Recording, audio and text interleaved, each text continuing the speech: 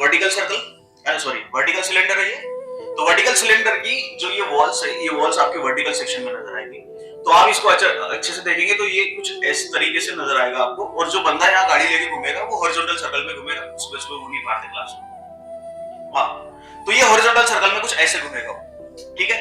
और जिस समय ये हॉरिजॉन्टल सर्कल में घूम रहा है तो ये सर्कुलर मोशन परफॉर्म करेगा। और जब सर्कुलर मोशन परफॉर्म करेगा तो हम लोग ने सर्कुलर मोशन की बहुत सारी बेसिक टर्मिनोलॉजी पढ़ी कि सर्कुलर मोशन तभी एग्जिस्ट होता है जब सेंट्रीपिटल फोर्स एक्सर्ट हो। और सेंट्रीपिटल फोर्स किस डायरेक्शन से एक्सर्ट होता है? It is acting toward the centre of the circle. Clear? अब आप देखेंगे इसको, आपको पूरा का पूरा इमेजिनेशन करना है। यहाँ पर जिस समय ये चीज हो रही होगी तो जो बंदा यहाँ से गाड़ी लेके आया तो ये ऐसे कुछ, उसकी पोजीशन कुछ ऐसे रहेगी। समझ में आ रहा है? तो ये परफॉर्म क्या कर रहा है? ये परफॉर्म कर रहा है सर्कुलर मोशन, ठीक है। और सर्कुलर मोशन, कोई भी ऑब्जेक्ट अगर सर्कुलर मोशन परफॉर्म कर रहा है उसके लिए एक नेसेसरी फोर्स है and that is a centripetal force. Clear? अब ये जो वॉल्स है, this walls is vertical, but ऐसा तो हो नहीं रहा ना कि अगर ये सर्कुलर मोशन ऐसे परफॉर्म कर रहा है तो ये जो गाड़ी लेके घूम रहा है ये बंदा, ये नीचे गिर रहा है क्या? नहीं। इट मींस दैट क्या उसका वेट भी कहीं ना कहीं बैलेंस हो रहा है। जब कोई भी ऑब्जेक्ट का वेट बैलेंस हो रहा है तभी तो नहीं गिरेगा। अगर वेट बैलेंस होता ही नहीं है तो वो गिर जाएगा। इट मींस दैट कि जैसे ही सर्कुलर मोशन परफॉर्म कर रहा है उसका वेट भी तो बैलेंस हो ही रहा है, और वेट कोई ना कोई ऑब्जेक्ट तो बैलेंस करेगा ही उसको, ठीक है। अब जब ये बंदा जब सर्कुलर मोशन परफॉर्म कर रहा है तो इसकी जो ये वॉल्स है, ये वॉल वर्टिकल सेक्शन में है, तो ये वॉल उस बंदे के लिए क्या नॉर्मल रिएक्शन प्रोवाइड करेगा? क्लियर? कोई भी सरफेस नॉर्मल रिएक्शन प्रोवाइड करेगा ना। अगर मान के चलिए कि मैंने ये दीवार है, ये दीवार के ऊपर भैया फोर्स लगा दिया तो ये दीवार क्या करेगी? अपोजिट डायरेक्शन से फोर्स लगाएगी। इसका मतलब ये है कि अगर हम लोग ने भैया ये दीवार के ऊपर बॉल बहुत जोर से मारा तो जितनी स्पीड से हम लोग इसको मारेंगे उतनी स्पीड से वो रिपेल भी करेगी। ये तो बेसिक से लॉ कहते हैं न्यूटन के, है ना। तो जिस समय वो बंदा ऐसे गाड़ी लेकर के घूम रहा है तो ये जो वर्टिकल वॉल है, so this vertical wall exerting what? Normal reaction. और नॉर्मल रिएक्शन हमेशा कैसे होती है? परपेंडिकुलर। नॉर्मल रिएक्शन हमेशा कैसे होगी? Perpendicular. And it is normal reaction is always perpendicular to the what? Plane surface. और यहां प्लेन सरफेस कौन सा है? Vertical wall. तुम समझ रहे हो कि अगर यही चीज अगर मैं इसको ऐसे सीधा कर दूं, है ना, ये जो वर्टिकल सिलेंडर है, ये वर्टिकल सिलेंडर को मैं सीधा कर दूं तो जब हम लोग इस तरीके से बात करेंगे तो ये वर्टिकल सिलेंडर में कुछ ऐसे नजर आएगा, ठीक है। अगर मान के चलिए कि अगर आप गाड़ी लेके यहाँ पे चल रहे हो तो आपका वेट बैलेंस हो रहा है, तो आपका वेट कौन बैलेंस कर रहा है? This surface. और ये सरफेस से कौन लगाएगा? ऊपर normal reaction. And that normal reaction is always perpendicular to plane surface. In similar way तो यही नॉर्मल रिएक्शन जो चल रहा है, तो मैं इस चीज को मैं सीधा कर दूं तो नॉर्मल रिएक्शन क्या इस ढंग से इधर आएगा, ठीक है।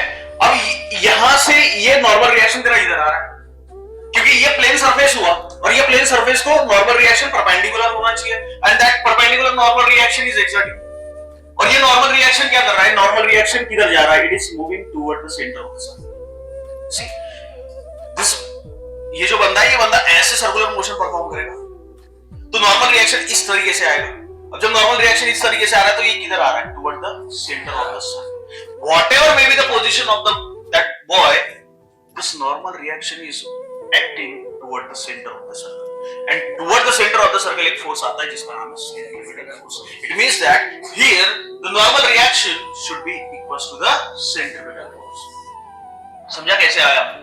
तो देखिए आपको पूरा ये इमेजिनेशन है। तो मान के चलिए कि ये सर्कुलर ऐसा ट्रैक है और ये सर्कुलर ट्रैक होने के बाद में जब ये ऐसे घूम रहा है तो जिस कोई भी पोजीशन हो उसका, जब नॉर्मल रिएक्शन आएगा टुवर्ड द सेंटर ही आएगा। यहाँ पे अगर उसका पोजीशन है तो उसका नॉर्मल रिएक्शन कुछ ऐसे आएगा। इधर वाली पोजीशन होगी तो नॉर्मल रिएक्शन कुछ ऐसे आएगा। इधर वाली पोजीशन होगी तो नॉर्मल रिएक्शन कुछ ऐसे आएगा। तो सर्कमफरेंस ऑफ द सर्कल में पोजीशन कोई भी हो, नॉर्मल रिएक्शन हमेशा किधर एक्ट होगा? Toward the centre of the circle. Clear? और toward the centre of the circle कौन सा फोर्स एक्ट होता है? Centripetal force. It means that अगर ये पूरा अजम्पशन आपको समझ में आ गया होगा तो ये अजम्पशन अगर समझ में आ गया तो हम लोग इक्वेशन देख बना सकते हैं। इक्वेशन क्या होगी कि normal reaction is equal to centripetal force. Normal reaction is equal to, बात समझ में आ रही है? Normal reaction is equal to centripetal force क्यों होगा? Because n should be equal to centripetal force. It means that हम लोग यहां पहले लिख ले तो क्या लिखेंगे? Normal reaction is equal to what? Centripetal force. लेकिन ये कब हो रहा है? अरे ये कब हो रहा है? जब वर्टिकल शेप में, मतलब सिलेंड्रिकल वॉल वर्टिकल से। अगर यही सिलेंड्रिकल वॉल वर्टिकल से नहीं होती तो अगर हॉरिजॉन्टल हो जाती और ऑब्जेक्ट का मोशन ऐसे होता तो normal reaction is not equal to centrifugal force. Clear? तो depending upon the situation and depending upon the position of this system ये सारी चीजें डिसाइड होगी, कौन सा फोर्स किधर जाएगा और कौन सा फोर्स कितने फोर्सेस के बराबर रहेगा। ठीक है? तो normal reaction is equal to what? Centripetal force. तो नॉर्मल रिएक्शन किससे डिनोट करते हैं हम लोग? n से। Centripetal force mv²/r। कोई डाउट यहां? ठीक है? अच्छा, ये तो नॉर्मल रिएक्शन होगा and that normal reaction is equal to centripetal force. यहां normal reaction is equal to what? Centripetal force. चलिए, अब ये तो भैया ऐसे घूमते हुए जा रहा है, इसका मतलब यहां इसका वेट बैलेंस है ना? वेट बैलेंस होगा तो इसका यहां जो पोजीशन होगी उसकी, तो इसका यहां से वर्टिकली डाउनवर्ड डायरेक्शन से उसका वेट एक्ट होगा। अरे होगा कि नहीं होगा? अब ये वेट एक्ट होगा तो यहां से एक एग्जैक्टली ऊपर की डायरेक्शन से फोर्स जाता है, इसको हम लोग कहते हैं कोएफिशिएंट ऑफ फ्रिक्शन या frictional force, and that frictional force here is called as a static friction. क्या कहेंगे उसको? Static friction. So it means that the static friction is in a upward direction. Static friction किधर है? Upward direction. और in well of depth and in this particular system, एक sentence जो बोल रहा हूं हमेशा के लिए उसको याद रखेंगे। In the static friction of well of death, static friction जो होगा आपका वेल ऑफ डेथ में, it is always less than equals to mu into normal reaction. This is the standard formula for well of death. क्यों? क्योंकि जैसे हम लोग यहां बात करो, this is static friction Fs, and what is our statement? Fs is our static friction. So this static friction is exerted between what? Between the tire of vehicle and the cylindrical wall of death. नहीं समझे? फिर से repeat करता हूं। This is a static frictional force या frictional force बोल सकते हैं आप लोग। This is static friction. The static friction is acting between, अगर आपको एंगल ऑफ बैंकिंग का कांसेप्ट अगर बहुत अच्छे से समझ में आ गया होगा, जो फ्रिक्शनल फोर्स हम लोग लेते हैं, the frictional force is exerted between the tyre of vehicle and the road surface, and where coefficient mu is coefficient of friction between the tyre of vehicle and the road surface. अगर यहां पे अगर देखो तो यहां वो जो बंदा घूम रहा है उसका कौन सा सरफेस इस वर्टिकल सिलेंड्रिकल वॉल के कांटेक्ट में आ रहा है? एक पहला tyre of vehicle and the wall of vertical cylinder. समझा? तो so this is Fs is what? Fs क्या है आपका? Static friction. और ये स्टैटिक फ्रिक्शन किसके बीच में एक्ट हो गया? The static friction is act between the tyre of vehicle and the cylindrical wall या vertical cylindrical wall. Clear?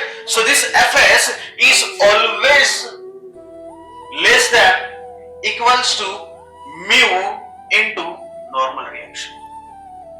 This is the formula. Clear? So for this formula for well of death, this is static friction. The static friction between the tire of vehicle and the vertical wall of the cylinder. The static friction between the tire of vehicle and जो ये tire of vehicle है and the vertical walls of the cylinder is less than equals to mu into n. So where mu is the coefficient of static friction या coefficient of friction भी बोल सकते हैं आप लोग, लेकिन coefficient of friction किसके बीच का होगा? वो होगा between the tire of vehicle and the cylindrical wall of vertical section, इसको ऐसे बोल सकते हैं। So this is Fs is less than mu into n। ठीक है? तो यहाँ ये जो mu है ये static friction का mu है, तो इसलिए हम लोग ये mu suffix s भी डिनोट कर सकते हैं। So that means this is F into s, Fs is less than equals to mu s into n. So this is static friction between the tire of vehicle and the vertical sections of the vertical cylinder, so is less than equals to coefficient of friction and it is a normal reaction। Equation समझ में आ गई? हाँ, अब इसके सामने अगर चलेंगे तो n क्या है हमारा? नॉर्मल रिएक्शन, और नॉर्मल रिएक्शन कितना है? mv² divided by r। और ये जो स्टैटिक फ्रिक्शन है, ये स्टैटिक फ्रिक्शन किसने बैलेंस किया हुआ है? वेट है। ठीक है? इसका मतलब हम लोग यहां से फिर से ले सकते हैं, this Fs is equal to what? Weight. Fs क्या है तेरा? वेट। और ये Fs अगर वेट है तो Fs is equal to again क्या हो जाएगा? m into g। समझ में आ रहा है? ठीक है? चलिए, तो यहां मैं सारी इक्वेशंस पुट कर देता हूं। तो Fs क्या है मेरा? m into g, या यहां आ गया तेरा m into g less than equals to, थोड़ा सा मैथमेटिकल टर्म्स यहां यूज करनी है हम लोग को पूरी की पूरी। So now again this is mu suffix s as it is, clear, and this is n is what? This is mv² divided by r। Clear? हां, चलिए, तो again this m and m के कैंसिल। ठीक है? तो देख बचा क्या? सो g is less than equals to mu s v square upon r. ठीक है, हाँ। अब यहां से आपने ये सारी सिस्टम पहले से पढ़े हुई है या नहीं है मैं नहीं जानता, लेकिन अभी आपको थोड़ा सा मैथमेटिक्स का बहुत बेसिक सा चीज में पढ़ा दिया आज, बहुत अच्छे से सुन। Now see this is g is less than equals to mu s v square upon r. So where v is the speed of vehicle, r is the radius of vertical cylinder, mu s जानते हैं हम लोग, coefficient of static friction between the tire of vehicle and the vertical wall of the cylinder, g is acceleration due to gravity. Clear? देखो अब ये g is less than equals to mu s into v square divided by r. अब यहां से मेरे को v square का equation बनाना है और mu s और r को इधर भेजना है। Now this is the equation for g. ये इक्वेशन किसका है? g का। अब यहां g का इक्वेशन है, मेरे को ये इक्वेशन में से v स्क्वायर की इक्वेशन बनानी है। क्लियर? मतलब मेरे को v स्क्वायर की इक्वेशन बनानी है और mu s और r को इधर भेजना।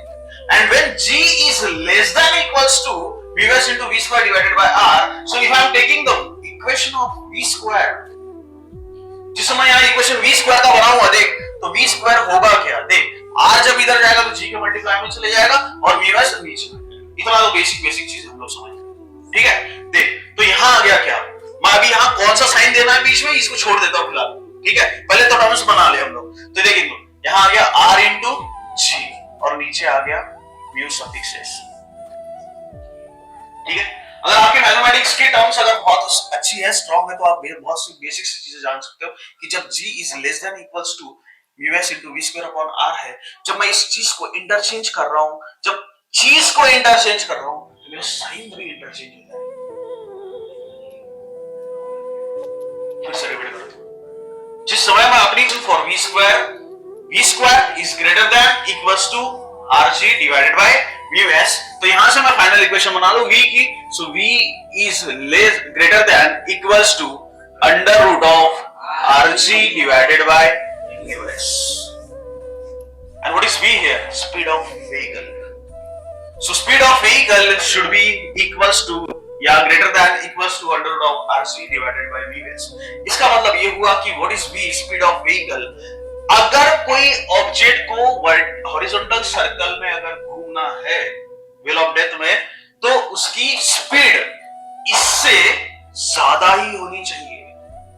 अगर इससे कम हो गई, so it cannot performing the circular motion। और जिस समय अगर स्पीड मेरी सेम है, जितने ग्रेटर देन या equals to, greater than equals to का मतलब क्या हुआ कि मान के चलते कि अगर मैं इसका पूरा का पूरा कैलकुलेशन कर लूं और पूरा का पूरा कैलकुलेशन करने के बाद में अगर मैं मान के चलूं 30 किलोमीटर पर आवर आ गया, एग्जांपल के तौर पे हम लोग ले रहे हैं, ठीक है। तो 30 किलोमीटर पर आवर क्या हुआ कि मतलब ये जो v है is greater than equals to आ गया। अगर मैं इसका कैलकुलेशन करूं तो मान के चलते कि अगर इतना आ गया 30 किलोमीटर पर आवर, मतलब 30 की स्पीड है उसकी, तो 30 किलोमीटर पर आवर है, तो इसका मतलब ये हुआ कि अगर ये स्पीड ऑफ व्हीकल है, ये स्पीड ऑफ व्हीकल अगर 30 से थोड़ी भी कम हो गई तो वो सीधा नीचे निकल के गिरेगा। तुम समझ रहे हो? क्लियर? तो उसकी मिनिमम स्पीड कितनी होनी चाहिए? 30 किलोमीटर पर आवर। इससे अगर ज्यादा होगी अगर it can perform circular motion. अगर इससे ज्यादा है, क्योंकि लिखा क्या गया है? Greater than equals to, greater than इससे ज्यादा भी हो सकती है, इससे ये इज इक्वल्स टू होगी, लेकिन अगर इससे कम होगी तो it can not performing the circular motion. So this is the equation for speed of vehicle in wheel of death. समझा? अभी समझा गया? It's very simple concept for wheel of death. जो मौत का कुआं है आप देखेंगे तो जिस समय वो जो बंदा गाड़ी लेकर के ऐसे घूमता है, तो इसका मतलब ये हुआ कि जो वर्टिकल वॉल्स है उस वर्टिकल वॉल का नॉर्मल रिएक्शन उसका एग्जैक्टली परपेंडिकुलर निकलेगा, और जो perpendicular wall of normal reaction निकलेगा तो perpendicular normal reaction is equal to the centripetal force. Why it is equal to the centripetal force? Because this force is acting toward the centre of the circle and here the normal reaction is also acting toward the centre of the circle. That's why normal reaction